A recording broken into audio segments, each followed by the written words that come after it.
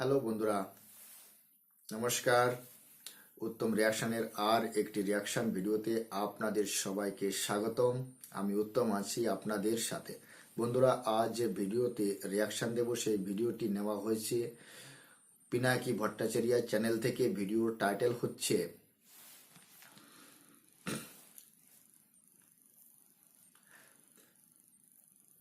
বাংলাদেশে কাজ করছে রাম মন্দির নির্মাতা, boycott Indian products, Pinaki Bhattacharya. বন্ধুরা, আপনারা যদি আমার চ্যানেলে নতুন হয়ে থাকেন তাহলে চ্যানেলটি সাবস্ক্রাইব করে আমার পাশেই থাকবেন, বেল আইকন অন করে অল করে রাখবেন পরবর্তী ভিডিওর নোটিফিকেশন পাওয়ার জন্য। অলরেডি যেসব বন্ধুরা চ্যানেলটি সাবস্ক্রাইব করে আমার পরিবারের সদস্য হয়েছেন তাদের প্রতি রইল অসংখ্য ধন্যবাদ। ভিডিওটা ভালো লাগলে একটা লাইক করবেন, শেয়ার করে আপনার বন্ধুদের দেখার সুযোগ করে দিতে পারেন। কমেন্ট সেকশন লিখে অবশ্যই আপনার মতামত জানাতে পারেন। বন্ধুরা, এই পিনাকি ভট্টাচার্য ভারতের প্রোডাক্টস বয়কটের ক্যাম্পেইন চালাচ্ছে, তাতে আমাদের কোনো সমস্যা নেই, কিন্তু ভারত সম্পর্কে যখন বাজে মন্তব্য করে তখনই এর বিরোধিতা করতে হয়। এটা আমাদের ধর্ম। এর মতো মানুষ সমাজ, দেশ এবং জাতির জন্য ক্যান্সারের থেকে বেশি ক্ষতিকর। যেভাবে বাংলাদেশের মানুষের প্রতি ঘৃণা তৈরি করছেন, আপনি যেভাবে বাংলাদেশের মানুষের প্রতি নাফরত তৈরি করছেন, এতে আমাদের ভারতের মানুষের মধ্যে এক ধরনের ঘৃণা তৈরি হচ্ছে। আমরা আমরা আমরা সব কিছু আগে বুঝি, তারপরে তার রিয়াকশন দেওয়ার চেষ্টা করি। আপনি যেভাবে বাংলাদেশ আর ভারতের মধ্যে যে একটা সমস্যা সৃষ্টির কাজ শুরু করেছেন, সেটা কিন্তু মোটেও ঠিক নয়। তো বন্ধুরা, চলুন প্রথমে ভিডিওটা দেখি, আর ভিডিওর শেষে অবশ্যই বিস্তারিতভাবে আমি আলোচনা করব। সাথেই থাকুন।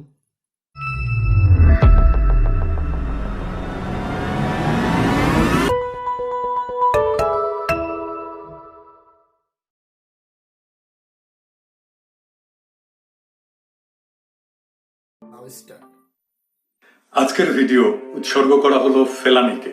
7 জানুয়ারি 2011 সাল ভারতীয় সীমান্তরক্ষী বাহিনী বিএসএফ এর সদস্যরা ফেলানি খাতুন নামের এক কিশোরীকে গুলি করে হত্যা করে। ফেলানির বাবা নজরুল ইসলাম নূর 10 বছর ধরে নতুন দিল্লিতে কাজ করতেন। তার সঙ্গে সেখানেই থাকতো ফেলানি। দেশে বিয়ে ঠিক হয়। বাবার সঙ্গে ফেরার পথে সীমান্তে কাঁটাতারের বেড়া মই বেয়ে পার হওয়ার সময় কাঁটাতারের বেড়ায় ফেলানির কাপড় আটকে যায়। এতে ভয়ে সে চিৎকার দিলে বিএসএফ সদস্যরা তাকে গুলি করে হত্যা করে এবং লাশ কাঁটাতারের বেড়ায় ঝুলিয়ে রাখে। কাঁটাতারের বেড়ায় ফেলানির ঝুলন্ত লাশ প্রায় 5 ঘন্টা ওভাবেই ঝুলে থাকে। ভালো করে তাকিয়ে দেখুন প্রিয় দেশবাসী, ওটা নোম্যান্স ল্যান্ডে কাঁটাতারে ঝুলে থাকা কোনো বাংলাদেশি কিশোরীর মৃতদেহ নয়। ওটাই বাংলাদেশের স্বাধীনতা, সার্বভৌমত্ব, গণতান্ত্রিক আর মানবিক অধিকার। ভারতীয় হারমাদ ওর বুকে তপ্ত সীসা ঢুকিয়ে দিয়েছে। আমাদের মাতৃভূমি মৃত্যু যন্ত্রণায় আর্তনাদ করছে। তার বুক থেকে অবিরল ধারায় রক্ত ঝরছে ঝরছে।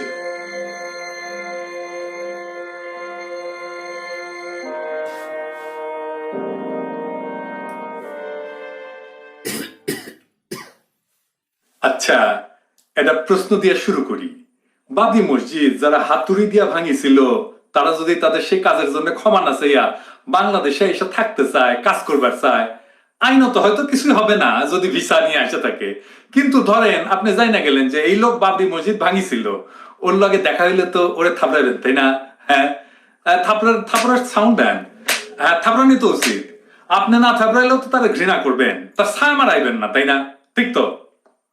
আচ্ছা, ওই বাবরি মসজিদ ভাঙাটা একটা অপরাধ অবশ্যই, কিন্তু ওর উপরে রাম মন্দির গড়াটা তো ডাবল অপরাধ, ঠিক কিনা বলেন? তাহলে এটা গড়লো কে? কে গড়িছে? বিজেপি তো গড়িছে অবশ্যই, কিন্তু তৈরি করিছে কে? কন্ট্রাক্টর কে? কাজটা কে নিছে আসেন এটা আমরা দেখি, মজার জিনিস আছে। এটা কোনো গোপন বিষয় না, এটা কারা এটা করিছে এটা তারা গর্ব করে দাবি করে। কোম্পানির নাম হচ্ছে লার্সেন অ্যান্ড টুব্রো। এই যে দেখেন, তারা কইছে যে রাম মন্দির এতই শক্তিশালী যে এটা 1000 বছর টিকা থাকবে। সব কত 1000 বছর রাম মন্দির টিকাবি, তুই 50 বছর ভারত রাষ্ট্র টিকা দেখি কেঙ্কা পারিস জায়গা। আচ্ছা তাহলে বলেন, এই যে লার্সেন অ্যান্ড টুব্রো এরা কি আপনি বাংলাদেশে কাজ করতে দিবেন না দেওয়া উচিত? দিবেন? বুকে হাত দিয়া বলেন তো যে লার্সেন অ্যান্ড টুব্রো আপনারা এসে কইলো যে আমি আপনার বাড়ি বানাই দেবো, রাস্তা বানাই দেবো, ইলেকট্রিসিটি দিব, ব্রিজ বানাই দিব, ভালো রেট দিব, এবং দিব তারা ভালো রেট, আপনি দিবেন তারা কাজ? দিবেন না, তাই না? খুব সোজা বিষয়। আপনার সবসময় মনে হবে যে বাবরি মসজিদের ধ্বংসস্তূপের উপরে রাম মন্দির যে কোম্পানি বানাইছে তারা কাজ দেওয়া মানে তো তার সমৃদ্ধিতে অবদান রাখা, তাই না? ওই তো এখানকার লাভ নিয়ে রাম মন্দিরে ঢালবি, ঠিক কিনা? হ্যাঁ, আমরা তো চাই যে ওই কোম্পানির মালিকের মাথায় ঠাডা করুক, ঠিক কিনা? কিন্তু হাঙ্গেরে পুলক আছে না, ওই যে ভাইস্তা পুলক, ওই যে আইসিটি হাত মন্ত্রী না পাতি মন্ত্রী, ওই আইসিটি পার্ক হচ্ছে না হাইটেক, ওর কাজ দিচ্ছে লার্সেন অ্যান্ড টুব্রোকে। আর কাজটা এতই বড় যে পত্রিকা নিউজ দিচ্ছে। দেখেন, এটা তো পরের, আগের গুলো পাইছিল, আগের যত আইসিটি পার্ক আছে সবগুলো করিছে লার্সেন অ্যান্ড টুব্রো। দেখেছেন কেমন জাউরার জাউরাই? হ্যাঁ, এডিটর স্যার দেন ওর সিল মাইরা, এই যে পুলকরে থাপ্পাস কইরা দেন। রাম মন্দির বানানোর কোম্পানি যদি আইসিটি পার্ক বানাইছে, শুধু তাই না, এই যে মেট্রো রেল বানাইছে, এটা বানাইছে লার্সেন অ্যান্ড টুব্রো। মেট্রো রেলের ইলেকট্রিক্যাল আর মেকানিক্যাল সিস্টেম যেটা আছে সেটাই লার্সেন অ্যান্ড টুব্রো ইনস্টল করা। দেখেন, এই যে ভেড়ামারা পাওয়ার প্রজেক্ট, এটাও তারা বানাইছে। শুধু তাই না, এই যে রূপপুরে যে ইলেকট্রিসিটি গেছে না, এই ইলেকট্রিসিটির কাজটাও এরাই করেছে। হ্যাঁ, এই দেখেন পাওয়ারের আর কি কি কাজ দিচ্ছে এদেরকে।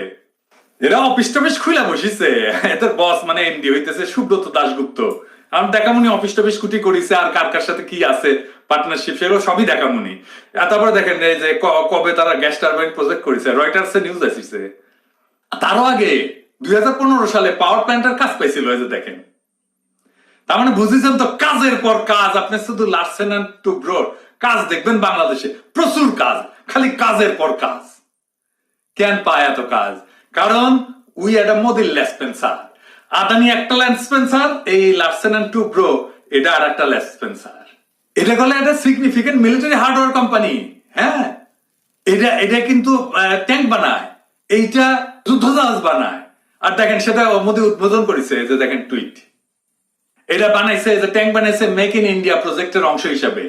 আমরা মোদির সাথে আদানির সম্পর্কের কথা জানি, কিন্তু মোদির আর একটা স্ট্র্যাটেজিক বিজনেস পার্টনার হচ্ছে যে লার্সেন অ্যান্ড টুব্রো। এই যে এ এম নায়েক, হ্যাঁ, এ হচ্ছে মালিক।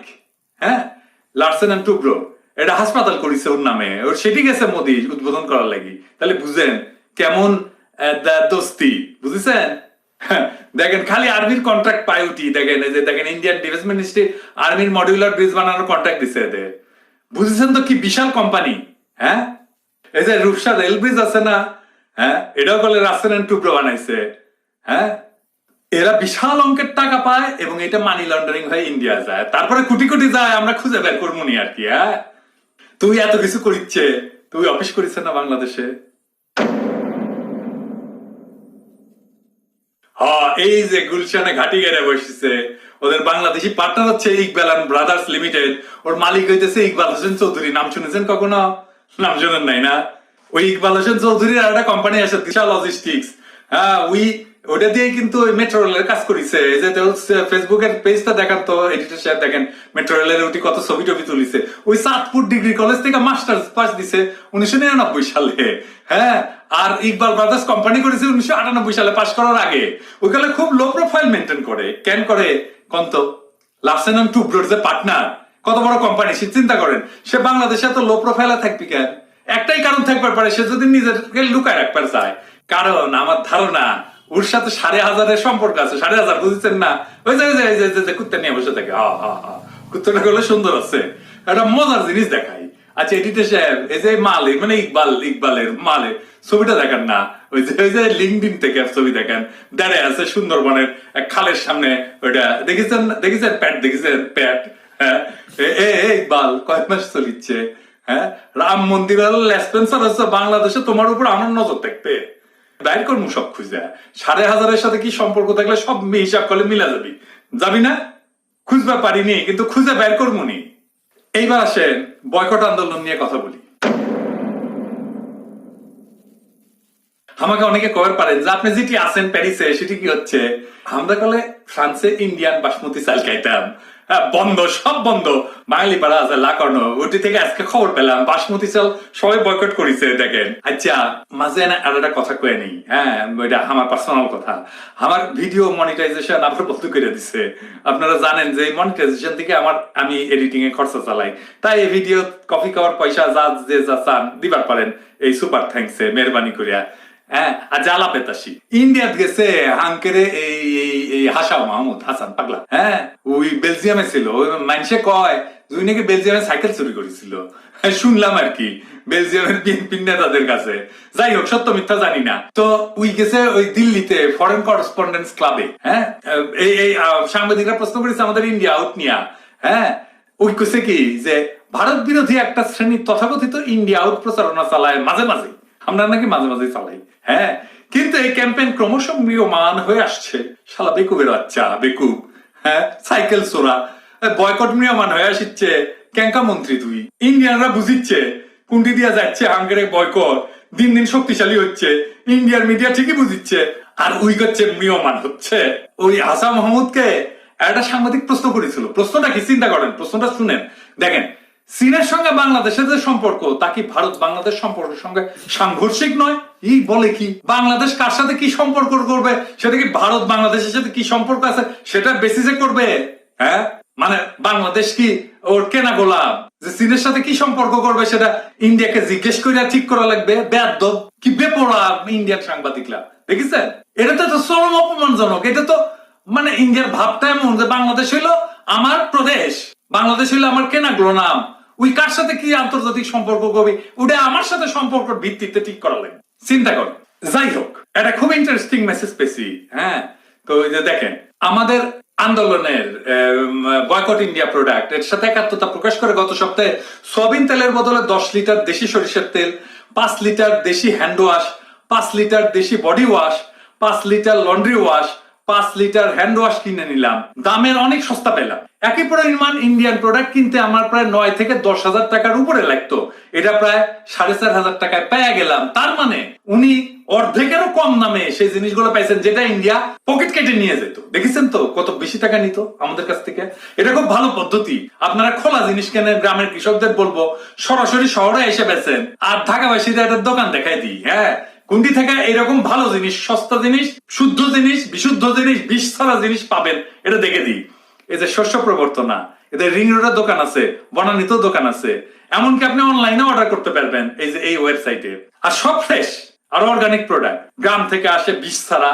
আপনি দুধ পাবেন, দেশি মুরগি পাবেন, একদম খুব চমৎকার দেশি মুরগি পাবেন। আমি দেশে থাকতে গেলে এখান থেকে বাজার করতাম। আর এটা হচ্ছে যে এটা হয়তো জানেন না অনেকে, এটা আঙ্কের ফরদ ভাই আর ফরিদ আপা, মানে ফরদ মজারের আর ফরিদ আক্তারের দোকান। ভালো জিনিস পাবেন, কিনবেন। তো শুধু বয়কট করলেই তো হবি না, দেশি পণ্য যারা বানাচ্ছে তাদের উৎসাহিত করা লাগবে। আমি কইছিলাম যে সবাইকে উৎসাহিত করবো, ফরদ ভাই আমার কিছু কর নাই, কিন্তু আমি করলাম, কারণ আমি নিজে যেহেতু এটা ব্যবহার করেছি, নিজেই আমি ক্যাম্পেইন করলাম যে এটি থেকে কিনবেন, ভালো জিনিস পাবেন, পরিচ্ছন্ন জিনিস পাবেন, বিষমুক্ত জিনিস পাবেন, দেশি জিনিস পাবেন। তো হয়েছে কি আজকে কেমন আমার সবাই খালি বলিচ্ছে দাদা আপনি নিরাপদে থেকেন, নিরাপদে থেকেন, নিরাপদে, আপনার কলে বিপদ হবি। জানি না কেন আজকে সবাই এত উতলা হইলেন। আপনাদের দোয়া থাকলে আমার কোনো বিপদ হবে না ইনশাল্লাহ। আগে কালে আমি খুব মৃত্যু ছিলাম, হ্যাঁ, এখন মৃত্যু ভয়টাই চলে গেছে। এই যে পরিস্থিতির মধ্যে দিয়ে পার হয়েছি না, এতে আমার আর কোনো মৃত্যু ভয় নাই, মরণের ভয়টা নাই। আমার বাবা এটা নাটক করতেন, আন্তন চেকোভের, এটা বাংলা করছিলেন অজিতেশ বন্দ্যোপাধ্যায়, নানা রঙের দিন নামে, অনেকেই জানেন আর কি। এটা হয় দুর্দান্ত অভিনয় করতেন। ওইখানে একটা সংলাপ ছিল, এই সংলাপটা আমার মনে এমন দাগ কাটছিল সেই শৈশব থেকে, আমার এখনো মনে আছে। উনি বলতেছিলেন যে শিল্পকে যে মানুষ ভালোবেসেছে কালীনাথ, তার কাছে বার্ধক্য নেই, একাকিত্ব নেই, রোগ নেই, মৃত্যু ভয়ের উপরে তো সে হাসতে হাসতে ডাকাতি করতে পারে। অসংখ্য মানুষের ভালোবাসা পায় যে মানুষ, তারও বার্ধক্য নাই, একাকিত্ব নাই, রোগ নাই, মৃত্যু ভয়ের উপরে সে হাসতে হাসতে ডাকাতি করতে পারে। আমি কোটি কোটি মানুষের ভালোবাসা শিখতে হয়েছি, আমি সেটা যোগ্য না তারপরেও হয়েছি। আমি সেই ভালোবাসার শক্তিকে অনুভব করতে পারি। আমিও মৃত্যু ভাইয়ের উপরে হাসতে হাসতে ডাকাতিও করতে পারি। দোয়া রেখেন খোদা তাআলা যেন আমাকে। বন্ধুরা, ভিডিওটি এখানেই শেষ হয়েছে। প্রথমেই আমি বলে নিচ্ছি যে কোনো মৃত্যুই সুখদ নয়, কোনো মৃত্যুই সুখদ নয়। এটা আমিও জানি, আপনিও জানেন এবং সবাই জানে। ফেলানির আব্বা দিল্লিতে 10 বছর ধরে ইনলিগাল ভাবে কাজ করছে, এটা পিনাকি মহোদয় বলেছে ভিডিওতে, শুনেছেন আপনারা নিশ্চয়ই। আপনি বলুন, যদি বাংলাদেশের এই ব্যক্তি ফেলানির আব্বা, সে যদি লিগালভাবে আসতো, লিগালভাবে থাকতো, তাহলে সে আমাদের যে ফেন্সিং দেওয়া আছে বর্ডারে, সেটা টপকে কেন যেত? আগে আমাকে এই প্রশ্নটার উত্তর দিন। যারা ইনলিগালভাবে আসবে, যদি বর্ডারে কোনো ইনলিগাল অ্যাক্টিভিটি দেখে, তো বিজেপির কর্তব্য কি? সেটা ঠেকানো। তার জন্যই তো তারা রয়েছে নাকি? ভারতের বিএসএফ এর কর্তব্য কি? যে তাদের সীমানা যাতে সুরক্ষিত থাকে, তাদের সীমানা দিয়ে যাতে ইনলিগাল ভাবে কোনো কার্যক্রম না হয়, সেটাকে রোকার জন্য, সেটাকে ঠেকানোর জন্যই তো বিএসএফ মোতায়েন করেছে ভারত সরকার। স্বরাষ্ট্রমন্ত্রী এত কোটি কোটি টাকা, হাজার হাজার কোটি কোটি টাকা দিয়ে বিএসএফ রাখছে কেন? আমার প্রশ্ন এখানে। সেখানে যে বাংলাদেশের আর ভারতের মধ্যে যাতে কোনো ইনলিগাল অ্যাক্টিভিটি না হয়, আর তার জন্যই কিন্তু আমরা ফেন্সিং করে রেখেছি, যাতে কোনো কিছু ইনলিগালভাবে আমাদের ভারতে ঢুকতে না পারে আর ভারত থেকে যেতে না পারে। যারা স্মাগলার, যারা বর্ডার দিয়ে ইনলিগালভাবে এই দেশ থেকে পণ্য ওই দেশে নিয়ে যায় বা ওই দেশ থেকে পণ্য এই দেশে নিয়ে আসে, এইভাবেই যদি চলতে থাকে, তাহলে দুই দেশের সরকারের জন্য একটা ক্ষতি। কিন্তু এখানে ফেলানি যেভাবে বর্ডার ক্রসিং করছিল, সেটা কি লিগাল? এটা আমার বাংলাদেশের সকল ব্যক্তিদের প্রতি আমার একটাই প্রশ্ন। ফেলানির আব্বা যেভাবে ভারত থেকে বাংলাদেশে যাচ্ছিল, বৈধ ছিল কি অবৈধ ছিল? যারাই অবৈধভাবে আসবে, তাদের বুকে হয়তো গুলি লাগতেও পারে, গুলি লাগতেও পারে। কিন্তু ফেলানি অবৈধভাবেই ভারত থেকে যাচ্ছিল, এই জন্য তার মৃত্যু হয়েছে। তার জন্য বিএসএফ দায়ী নয়, তার জন্য ভারত সরকার দায়ী নয়। আপনারা বাংলাদেশি, আমি বাংলাদেশিদের জন্য বলছি, এবং ভারতে যারা আছে তাদের উদ্দেশ্যও আমি বলছি, বাংলাদেশ আর ভারতের ভিতর যে আদান প্রদান, তার জন্য লিগাল বর্ডার আছে, লিগাল প্রসেসিং আছে, পাসপোর্টের নিয়ম কানুন আছে। পাসপোর্ট করুন, পাসপোর্ট করে কাগজ তৈরি করুন, লিগালভাবে আসুন, ইনলিগালভাবে আসবেন না। যারা এতদিন লিগালভাবে এসেছে, তাদের বুকে কোনোদিন গুলি লেগেছে কি? তাদের বুক থেকে কি রক্ত পড়েছে? এটাই আমার প্রশ্ন। পড়েছে কি? চুরি করে আসলে তো মরতে হবে। সে ফেলানি আসুক আর রাম আসুক, সে যেই আসুক না কেন। তো ফেলানির সাথে যেটা হয়েছে, তার জন্য আমি শোকায়িত, দুঃখিত এবং বেদনাদায়ক মন। এখানে পিনাকি মহোদয় বারবার বলছে যে ভারতের হারমাররা জাস্ট, কি বলবো আমি, বলে মানে আমি বলতে তো পারি, কিন্তু ইউটিউব গাইডলাইনের বাইরে চলে যাবে, এই জন্য আমি কিছু বলতে পারছি না। না, এর ভালো করে জবাব আমি দিতে পারি। হারমার বলছে বিএসএফদের, তোমরা আসবা ইনলিগাল ভাবে, আর গুলি করলে বিএসএফ দায়ী। হ্যাঁ, বিএসএফ দায়ী। এই বাংলাদেশের আব্বা পিনাকিকে বলতে চাই, বাবরি মসজিদ, রাম মন্দির করার কোনো যোগ্যতা আপনার নেই। আপনি না হিন্দু না মুসলমান, আপনি যে কোন ধর্মের সেটাই তো আমরা জানি না। আপনি কি কতটুকু জেনেছেন আপনি রাম মন্দির সম্পর্কে? আপনি শুধু উপর উপর দেখেই বলে দিচ্ছেন, আপনি উস্কাচ্ছেন মুসলমানদের। মানে আপনার কথাই এটাই যে মায়ের থেকে মাসির দরদ বেশি। হুম মায়ের থেকে মাসির দরদ বেশি। রাম মন্দির যখন বাবর ভেঙে ওখানে তার উপর 4টে গম্বুজ রাখে দিলেই সেটা বাবরি মসজিদ হয়ে যায় না। বাবর যখন রাম মন্দির ভেঙেছিল তখন তোমার যুক্তি কোথায় ছিল? তখন কোথায় ছিল? বৈজ্ঞানিকভাবে যখন এটা পরীক্ষা নিরীক্ষার পর এর রায় যখন কোর্টের মাধ্যমে এসেছে, তাতে আপনার কি সমস্যা? বাংলাদেশের থেকে কি আমাদের দেশে মুসলমান কম রয়েছে? কেন তারা ফাইট করেনি কোর্টে? 500 বছরেরও বেশি তারা কোর্টে গিয়ে লড়াই করেছে মসজিদের জন্য, আর হিন্দুরা রাম মন্দিরের জন্য। মসজিদের নিচে থেকে যে সমস্ত তথ্য পাওয়া গেছে তার উপর ভিত্তি করেই এর রায় দিয়েছে হিন্দুদের পক্ষে। সেখানে রাম মন্দির নির্মাণ হয়েছে, তাতে আপনার কি সমস্যাটা কি? কি বলতে চাচ্ছেন? আপনি কোম্পানির পিছনে পড়েছেন? আপনি কি করতে পারবেন কোম্পানির পিছনে পড়ে? কি বলতে পারবেন? বাংলাদেশের মানুষ কি বলবে?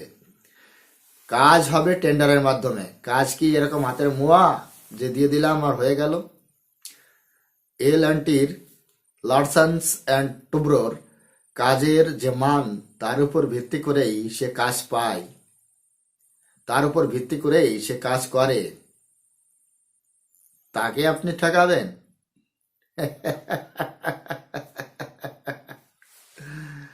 গাঁজা খান নাকি আপনি? ফ্রান্সে বসে বসে গাঁজা খান? গাঁজা খান, তাই তো বুঝতে পারছি আপনি গাঁজা খেয়ে এসেছেন। লার্সেন্স অ্যান্ড টুব্রোর পিছনে লেগেছেন আপনি।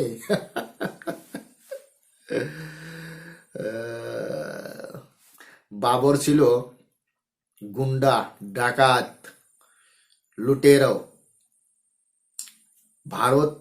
ভারতে এসেছিল লুট করতে। লুট করতে করতে এখানে সে রাজা হয়ে গিয়েছিল। অত্যাচারীরা বেশি দিন থাকে না। অত্যাচারীদের এক সময় পতনের সময় অবশ্যই আসে। বাবরেরও এসেছে। বাবরের জন্ম হয়েছে কোথায়, মরেছে কোথায়? আর যেখানে ওর জন্ম তারা কোনোদিন বাবরের নাম নেয় না, কিন্তু বাবরের এই অবৈধ সন্তান যারা, বাবরের অলাদ যারা, এই পিনাকির মতো মানুষ, তারাই কিন্তু বাবরের জন্য কান্নাকাটি করছে এখনো। বাবরের ইতিহাস জানা নেই, বাবরকে নিয়ে লাফালাফি করছে। বাংলাদেশের মুসলমানদের আমি বলতে চাই, বন্ধুরা আপনারা আমার কথায় কিছু মনে করবেন না, আমি আপনাদেরকে বলছি একটা কথা বলুন তো, মুসলমানদের টাইটেল কোনোদিন মন্ডল হয়? মুসলমানদের টাইটেল কোনোদিন বিশ্বাস হয়? ওরা তো খান, পাঠান, রহমান এরকমই হয় না? কিন্তু বাংলাদেশের অধিকাংশ মুসলমানদের টাইটেল মন্ডল, শিকদার, বিশ্বাস। মানে কে হিন্দু কে ভাই মুসলমান কিছুই তো বোঝা যায় না। রবিন শিকদার, ঠিক আছে, এই অমুক শিকদার, ওই বীরেন শিকদার, ঠিক আছে, ওই বিহারীলাল শিকদার, ওই বিকাশ মন্ডল, আছে না হিন্দুদের ভিতরে এরকম নাম? কিন্তু মুসলমানরাও এই ইউজ করছে ভাই, শিকদার, বিশ্বাস, মন্ডল। আর নামগুলো আজকাল ভাই, সে ফাতেমা থেকে রিমি, সে স্বপ্না হয়ে যাচ্ছে। হ্যাঁ, এই স্বপ্না, রিমি এগুলোই কিন্তু আপনাদের সেই পূর্বপুরুষের নাম ছিল। আপনারা ডিএনএ টেস্ট করে দেখবেন হিন্দুদের সাথেই মিলবে। হ্যাঁ, তো এই হিন্দু মসজিদ বা হিন্দু মুসলিম মসজিদ আর মন্দির এগুলো ত্যাগ করে ভালোবাসার বন্ধনে আবদ্ধিত হন। এই পিনাকির মতো মানুষ এরা তো কখনোই ভালো চায় না। এই পিনাকির মতো মানুষ এরা তো কখনোই চায় না যে হিন্দু মুসলিম একসাথে থাকুক, সম্প্রীতি বরাবর থাকুক, এটা এরা চায় না। এরা চায় উস্কাতে, এরা চায় যে কোনো না কোনোভাবে একটা অশান্তি সৃষ্টি হোক। বাংলাদেশের অবস্থাও ঠিক তেমনই হয়েছে। বাংলাদেশের যে মুসলমান ভাইরা, আপনারা বয়কট বয়কট করে চিল্লাচ্ছেন, তা তাতে কি হবে, কি কি লাভ হবে কি? শুনুন, বয়কট আপনারা তখনই করবেন, এরকম চিল্লাতে হয় না। বয়কট করা যায়, চিল্লাতে হয় না। প্রথমে আপনাদের দেশের ভিতর মানে নির্মাণ করার প্রোডাক্টস নিয়ে আসুন, তাতে আমাদের কোনো কিছু কষ্ট নেই। তার কারণ সবাই কিন্তু নিজের পায়ে দাঁড়াতে চায়, আপনারাও দাঁড়ান, তাতে আমার কোনো আপত্তি নেই। কিন্তু এই যে এই মালটা যখন বারবার উস্কায়, তখনই কিন্তু সমস্যা। আমরাও চীনকে বয়কট করেছিলাম, কিন্তু চীনের দ্রব্য অত সহজে কিন্তু বয়কট করা যায় না। কেন যায় না? ওর বিকল্প আমাদের এখানে তৈরি হতো না। আমাদের একটা খেলনাও যদি বাচ্চাদের জন্য কিনতে হতো, তাও চায়নার। কিন্তু বর্তমান যখন যখন ভারত সরকার বুঝেছে যে না, এইভাবে বয়কট করা যাবে না, বয়কট ওকে আস্তে আস্তে করতে হবে, অল্প অল্প করে করতে হয়। যেমন আমরা এখন made in India, made in India আমাদের দেশের ভিতর তৈরি করা যে প্রসেসিং, সেটা আমরা চালু করেছি। অনেক ফ্যাক্টরি হয়েছে আমাদের এখানে, ট্রয়, তার অনেক ফ্যাক্টরি আমাদের এখানে হয়েছে, আমরা করছি, আগামী দিনেও করব। এবং যতটা চায়না থেকে আমরা না নিই, তার থেকে বেশি আমরা এখন উৎপাদনের দিকে যাচ্ছি। কিন্তু আমরা এ তো করছি না যে চায়নাকে বয়কট করে ফ্রান্স থেকে নিয়ে আসছি, চায়নাকে বয়কট করে আমেরিকা থেকে নিয়ে আসছি, চায়নাকে বয়কট করে আর কোথাও থেকে নিয়ে আসছি। আপনারা করছেন, আপনারা করছেন যে ভারতের দ্রব্য বয়কট করে আমরা কোথা থেকে, মালয়েশিয়া থেকে নিয়ে আসবো, সিঙ্গাপুর থেকে নিয়ে আসবো, থাইল্যান্ড থেকে নিয়ে আসবো, তারপর চীন থেকে নিয়ে আসবো। এটা কোনো কথা না। তার মানে আপনার মধ্যে দম নেই। দম থাকলে আপনি নিজে তৈরি করুন, ভারতকে বয়কট করুন। আর হ্যাঁ, বয়কট করছেন, কিন্তু আলু খাচ্ছেন তো ভারতের, পেঁয়াজ খাচ্ছেন। ও, পেঁয়াজ তো এখনো রপ্তানি বন্ধ আছে, মার্চ পর্যন্ত থাকবে। বাংলাদেশে পেঁয়াজের রেট কত বর্তমান? সেই মুড়ি কাটা পেঁয়াজ প্রথমে বিক্রি হচ্ছিল কত? 60 থেকে 70 টাকা। এখন কত বিক্রি হচ্ছে? 100 থেকে 110 টাকা। হ্যাঁ, আপনি ভাবছেন যে আমি মিথ্যা কথা বলছি না। আপনাদের পেপারে, আপনাদের যে যুগান্তর, আপনাদের যে কালের কণ্ঠ, আপনাদের যে বাংলাদেশে পত্রিকা আছে, তাতে লিখছে, আপনি পড়ে দেখবেন। আমি মিথ্যা বলছি না, আপনি পড়ে দেখবেন। আমি কাট লাগিয়ে দেব, আমি স্ক্রিনের উপর যে স্ক্রিন শট, ওটা আমি লাগিয়ে দেব। কত করে বিক্রি হচ্ছে দেখে নেবেন। 60 থেকে 100 থেকে 110 টাকা। চাল ভারত থেকে যাবে, ডাল ভারত থেকে যাবে। ও, আপনারা তো আবার ডাল আবার চিনে কিনতে পারবেন না, কোনটা ভারতের ডাল, কোনটা ভারতের পেঁয়াজ, কোনটা ভারতের আলু, কোনটা ভারতের লঙ্কা। ए पिनाकी, पागल है क्या? गाजा पे क्या आते क्या?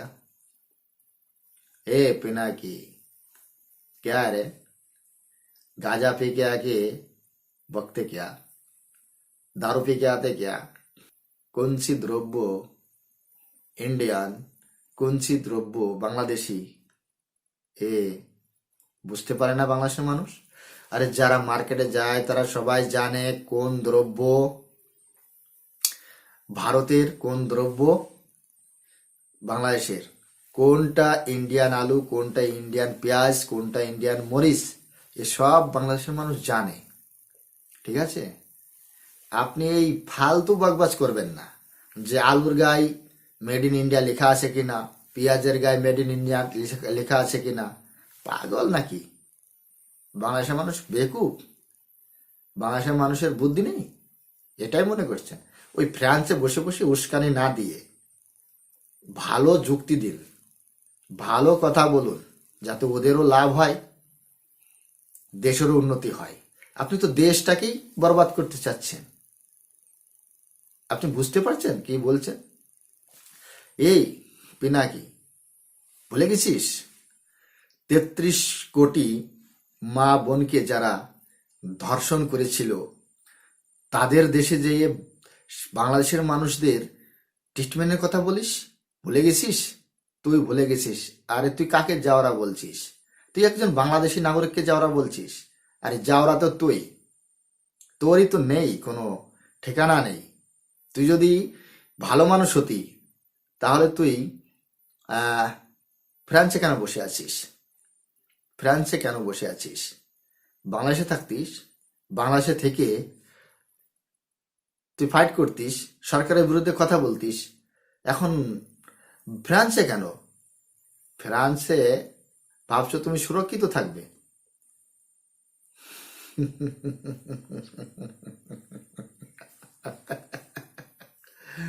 সময় উত্তর দেবে। হিন্দু মুসলিম মন্দির মসজিদ এগুলো একদমই বন্ধ করো। রাম মন্দির 100 বছর থাকবে। তোমার অভিশাপে ভারত টুকরো টুকরো হচ্ছে না। আর ভারতের একটাই টার্গেট, সেই মূল ভূখণ্ডে ফিরে যাওয়া। বুঝতে পেরেছ? শকুনের অভিশাপে কখনো গরু মারে না, এটাও মনে রাখবে। চোরের মতো পালিয়ে ফ্রান্সে গিয়ে বসে দেশদ্রোহী কর্মকাণ্ড করা, দেশের বিরুদ্ধে কথা বলা, সরকারের বিরুদ্ধে কথা বলা, মানে বিশ্বের বিরুদ্ধে কথা বলা। সত্যি বলতে এই হিন্দু না মুসলমান এটাই তো আমি জানি না ঠিক। এর কথাবার্তায় তো আমি তো কিছুই বুঝি না যে কি। ভাই আপনারা কমেন্ট সেকশনে লিখবেন এই পিনাকি মহোদয় কি এ হিন্দু না মুসলিম, না ওর কোনো ধর্ম থেকে আসে না কোনো জাতি থেকে আসে, সেটা কিন্তু আমি জানি না। আপনারা কিন্তু কমেন্ট সেকশন লিখে অবশ্যই জানাবেন। আর বাংলাদেশের সরকার যেভাবে ডেভেলপমেন্ট করছে, বাংলাদেশের সরকার যেভাবে উন্নতি করছে, এটা কিন্তু বিএনপি, জামায়াত এবং এদের যারা সাপোর্টার, এদের যারা লেসপেন্সার, যারা সহচার, লেসপেন্সার তো পিনাকি বাবু বলে, আমিও বলছি ওর ভাষাতেই, লেসপেন্সার যারা, তাদের চোখে কিন্তু বিচ্ছে। তারা কিন্তু এই ডেভেলপমেন্ট হজম করতে পারছে না। তারা কিন্তু যে বাংলাদেশি মেট্রো রেল, বাংলাদেশি ঢাকা শহর জুড়ে যে এলিভেটেড এক্সপ্রেস ওয়ে হচ্ছে, বা চট্টগ্রামে এলিভেটেড এক্সপ্রেস ওয়ে, চট্টগ্রামে যে কর্ণফুলী টানেল নির্মাণ হয়েছে, রেল ব্রিজ নির্মাণ হয়েছে পদ্মা নদীর উপর, বা সড়ক ডাবল ব্রিজ, এইসব কিন্তু বাংলাদেশের এই লেসপেন্সার যারা বিএনপির, যারা জামায়াতের, এরা কিন্তু হজম করতে পারছে না। এই ডেভেলপমেন্টের উপর ভিত্তি করে শেখ হাসিনার উপর ভীষণ বড় একটা দোষ চাপানো হয়েছে। শেখ হাসিনা নাকি প্রচুর পরিমাণে অর্থ পাচার করেছে বিদেশে, তার একটা কথা বলেছে। আর এটাও দোষারোপ করা হয়েছে যে বাংলাদেশের নাকি প্রচুর যারা রাজনীতি করে তাদেরকে তুলে তুলে নাকি জেলে ভরেছে। ভাই জেলে ভরেছে কেন সেটা দেখবে বাংলাদেশের আইন, বাংলাদেশের আদালত। তারা যদি নির্দোষ হয় তাহলে তাদের বিচার হয়ে যাবে, তারা যদি দোষী হয় তাদের সাজা হবে। কিন্তু এখানে পিনাকি কেন এই এই অঙ্গুলি ডালাডালি করছে, আমি তো এটাই বুঝতে পারছি না। কি সমস্যা? কি সমস্যা? শেখ হাসিনা গুত্তা মারিয়ে জেলে ভরেছে তার জন্য, না শেখ হাসিনা ডান্ডার ভয়ে পালিয়ে গিয়েছে, কোনটা? তো ঠিক বন্ধুরা, লার্সান টুব্রোর তো কোনো কিছুই করতে পারবে না পিনাকি। এ তো খামোখাই বকর বকর করছে, এ তো কোনো লাভ নেই, কোনো সমস্যা নেই। বাংলাদেশের মানুষ দেখবে তাদের ভালো মন্দ, আমরা এখান থেকে কি বা বলতে পারি। কিন্তু বাংলাদেশ ডেভেলপমেন্ট করছে, উন্নতি করছে।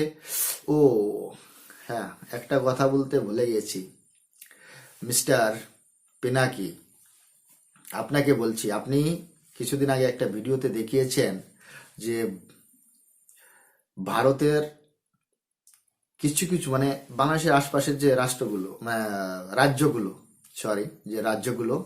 সে রাজ্যর নাকি মাথাপিছু আয় মানে আফ্রিকান কান্ট্রির থেকেও কম। তাই একটা ডিম বিক্রি হয় 6.5 টাকা, বাংলাদেশে একটা ডিম বিক্রি হয় 15 টাকা। হ্যাঁ, আমরা পেঁয়াজ কিনছি এখন 5 টাকা কেজি, বাংলাদেশে পেঁয়াজ বিক্রি হচ্ছে 110 টাকা। আমরা আলু কিনছি এখানে কত 10 টাকা করে, আর যদি পাইকারি মার্কেট থেকে কিনি 3 টাকা 4 টাকা কিলো। বাংলাদেশে আলু বিক্রি হচ্ছে 30 থেকে 35 টাকা, 35 টাকা 40 টাকা কিলো। তাহলে বুঝুন তো কাদের মাথা পিছু আয় বেশি, কাদের অর্থনৈতিক শক্তি ভালো। আমরা এখানে যে চাল কিনি 40 টাকা 50 টাকা করে, বাংলাদেশে সেই চাল বিক্রি হয় 100 টাকা 80 টাকা করে। আপনি বলুন তো কাদের অর্থনীতি ভালো বেশি? আমাদের ভারতবর্ষের অর্থনীতি নিয়ে আপনাদের মাথা ঘামানোর দরকার নেই। আমরা যেভাবে আছি ভালো আছি, সুন্দরভাবে আছি। আপনারাই ভাবুন, আপনারাই কেন হাওতাশ করছেন? হাওতাশ কেন করছেন? আপনাদের যদি এতই মাথাপিছু আয় ভালো হয়ে থাকে, সে যাই হোক, আপনারা কিন্তু বুঝে নেবেন। পাবলিকদের বলছি, দর্শকদের বলছি, আপনারা এটা ভাববেন যে আমাদের এখানে ডিম বিক্রি হয় 6.5 টাকা, বাংলাদেশে 15 টাকা। যেগুলো বললাম এ তো নর্মাল চিজ, আরও তো অনেক কিছু আছে, সেগুলো না পরেই বলবো। কিন্তু এই সামান্য 2-3টে কথা বললাম, এটা আপনারা ভেবে দেখবেন। তো বন্ধুরা, ভিডিওটা অনেক বড় হয়ে গিয়েছে, এখানে রাখছি। সবাই ভালো থাকবেন, সুস্থ থাকবেন। আর পিনাকির সম্পর্কে যা যা আছে সব কিছু কমেন্ট সেকশনে লিখে অবশ্যই জানাবেন। আমিও দেখতে চাই এই বয়কট আন্দোলন কতদিন থাকে। এরপর মানে এখন তো আমি প্রতিক্রিয়া দিচ্ছি না, এ তো খালি মানে সেই যে তুলা আছে না, তুলায় স্প্রিট লাগিয়ে আমি এখন খালি ঘষছি। ইঞ্জেকশন লাগানো এখনো বাকি আছে, সেটা লাগাবো পরে। সেটা তাহলে সবাই ভালো থাকুন, সুস্থ থাকুন। দেখা হচ্ছে নেক্সট রিয়াকশন ভিডিওতে। ততক্ষণ সবাইকে নমস্কার, জয় হিন্দ।